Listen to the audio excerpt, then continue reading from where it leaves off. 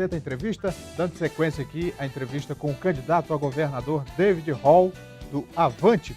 Você respondia sobre direita, esquerda, né, posição ideológica.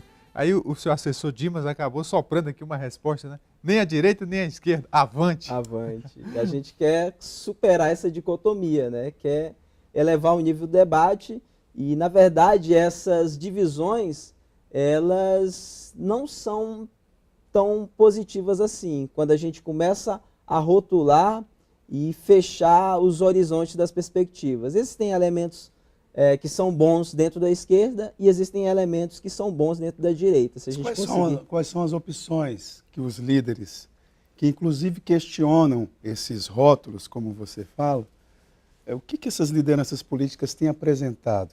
Quando você vai para as comunidades, seja aqui em Rio Branco ou no interior do Acre, por exemplo, como é que você se apresenta de forma diferente dos rótulos? Eu acho que é uma construção que a gente faz não só no discurso, mas também na nossa prática, no sentido de que, por exemplo, existem elementos da esquerda que a gente deve preservar, como, por exemplo, a garantia dos direitos sociais, né? E existem elementos da direita, no setor econômico, por exemplo, que também é um momento propício e necessário. Você já aceita os rótulos aí, né? Acaba aceitando. E eu queria saber como é que vocês... Desculpa. Não, perdão, é porque quando ele fala assim, é como se a esquerda só fizesse defesa de questões relacionadas às questões sociais e culturais, e a direita apenas as questões econômicas e tal. Não é bem assim. Está rotulando. Mas deixa eu avançar aqui com os assuntos. A Angélica ia fazer a pergunta. Tem uma pergunta. Eu queria saber como é que vocês estão fazendo campanha. De onde é que sai o dinheiro? Vocês estão rodando o estado todo? Como é que é isso? Então, nós, até o presente momento, ainda não recebemos nenhum repasse. A gente está utilizando as ferramentas das redes sociais, principalmente, mas mesmo assim a gente tem conseguido chegar em alguns setores, né? Aliás, você brigou com o Avante Nacional, dizendo que iria até para a justiça para garantir a sua candidatura. Você está teimando nela, né? Você é teimoso, pelo menos, né? É uma candidatura que já vinha sendo construída há algum tempo e que ela tem uma necessidade de permanecer até o fim, até para a gente poder dar essa contribuição, de tentar elevar o nível do debate, de fazer as discussões no mérito, né? E por que a Nacional não queria a tua candidatura? Desculpa, hoje eu estou só interrompendo, vou ficar quieta já. Concluir. Na verdade, não só a minha candidatura, mas nenhuma candidatura a governo em todo o território nacional, em razão da necessidade de sobreviver, né? Toma lá da cá. Houve uma reforma, uma mini reforma eleitoral, onde os partidos, sobretudo os partidos pequenos, né, eles precisam atingir um determinado coeficiente nas candidaturas a deputado federal. Então, por uma questão de sobrevivência, o Avante Nacional estava fazendo essa... Foi aquilo que eu falei, né? Cada dissidente cria um novo partido e aí vai ter que sobreviver, entra no jogo do toma lá da cá. Então, deixa eu privilegiar aqui o telespectador que manda perguntas. Olha, se tornou lugar comum aqui, perguntas sobre segurança pública. Todos os candidatos tiveram que responder. Agora tem uma pergunta da Francisca, do bairro Bahia Velha. Obrigado pela audiência, Francisca. Quero saber o que o candidato pretende fazer pelo Estado em relação à violência e em relação aos bairros que estão abandonados. Aí ela cita o bairro dela, Bahia Velha. Enfim, o que o senhor pensa desse assunto?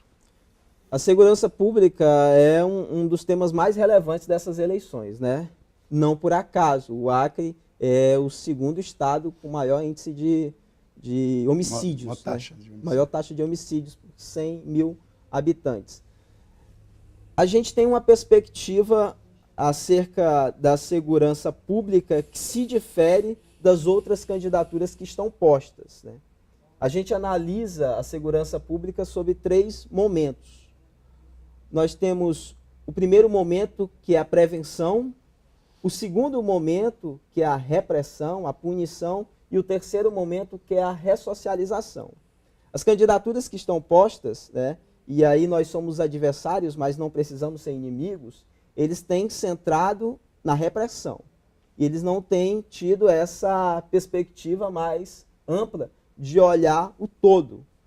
No que se refere à prevenção, a segurança pública, ela necessariamente precisa dialogar com a educação, né?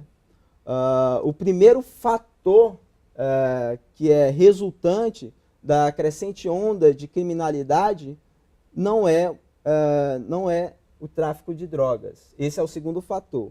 Ainda é a desigualdade social, ainda é a pobreza, né? Sobretudo nas regiões periféricas, onde o Estado não entra. É aí que o Estado precisa avançar, precisa se fazer presente de maneira mais incisiva. O segundo aspecto, que é o da repressão, a gente vem observando que as outras candidaturas, e aí é só para pontuar um diferencial da nossa candidatura em relação às outras, o fardamento, né, a remuneração, que é importante, mas que por si só ela não resolve a questão. Os nossos profissionais da área da segurança pública, eles necessitam ter uma condição mínima para se trabalhar, mas a gente precisa olhar esse horizonte sobre outras perspectivas. Valorização salarial, fardamento, estrutura, enfim, mas também inserir tecnologia, né? E, por fim, a ressocialização, né? E o Estado também gasta muito com as prisões, e a gente precisa, de fato, ressocializar, incluindo trabalho dentro dos presídios. E a gente tem propostas nesse sentido. Outra pergunta aqui nessa área de segurança pública do Ruberval Messias, de Cruzeiro do Sul. Obrigado por toda a audiência do interior. Na sua opinião, candidato, precisa construir mais presídios ou melhorar o Código Penal, mudar as leis? Bom, as alterações no Código Penal, elas dependem do Poder Legislativo. Mas os nossos candidatos a deputado federal pelo Avante, eles estão levando essa bandeira de endurecer um pouco mais as nossas leis e, mais do que isso, né, a gente tem uma proposta que é de emancipar os jovens de 16 anos que cometerem crimes hediondos. A gente precisa fechar os presídios. O senhor fala reduzir a maioridade penal? Emancipar, né? Emancipar, Mesma explica coisa, mais. né? No fim das contas, Mas o que é? Explica o que é emancipar pra gente. na medida em que um jovem adolescente de 16 anos comete um crime hediondo, né, ele já pode responder criminalmente como um adulto.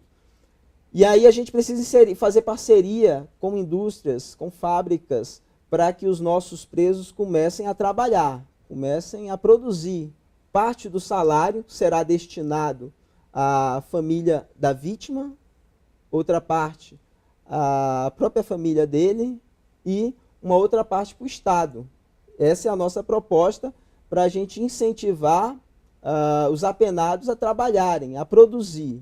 Eu acho que é uma proposta que é relevante para a nossa sociedade. David, você colocou aí a respeito da questão da concentração de renda como um fator que gera violência. O Acre é um dos estados onde a desigualdade social, a diferença entre ricos e pobres é das mais graves no país, que já é um dos que tem essa desigualdade mais grave no mundo. Então, o problema aqui no Acre não é fácil. O que o teu um suposto governo teu tem a dizer a respeito dessa questão? Eu vi, pelo menos no primeiro documento que vocês apresentaram para o TRE, que há uma espécie de confusão entre desenvolvimento e crescimento econômico. Vocês misturam essas duas coisas. Pelo menos do ponto de vista teórico, são coisas distintas, né? No que se refere à economia, né, e vai ser pela economia que a gente vai poder ter uma maior igualdade de renda, por geração de emprego, a gente propõe que em outros municípios, né, também possa ter desenvolvimento econômico para alavancar a economia do nosso estado. Nós temos aí uma discrepância muito grande. O crescimento econômico de Rio Branco está em 8 bilhões, enquanto que Cruzeiro do Sul apenas 1 bilhão. Quer dizer, Rio Branco 8 vezes maior do que Cruzeiro do Sul. Uma das nossas propostas mais ousadas é a construção da estrada, a conclusão da BR, mas no seu plano original, que vai até a divisa com o Peru, e uma estrada em parceria com o Peru, que liga até Pucallpa. E aí a gente tem 200 quilômetros aproximadamente, em linha reta, né, a distância. E aí a gente tem um potencial econômico, um mercado consumidor, onde a gente vai poder exportar a nossa farinha de Cruzeiro do Sul e a gente vai poder fomentar uma economia na região de Cruzeiro do Sul. Essa ideia da integração com o Peru, com os países andinos, é uma... É uma visão a longo prazo, né? Uma visão estratégica, pensando o Acre não só os próximos 4 anos, mas daqui pelos próximos 10 anos. Bem, o tempo terminou desse bloco, candidato. A seguir, no próximo bloco, o senhor continua as respostas. A gente vai fazer um intervalo, voltamos daqui a pouco. Continue com a gente.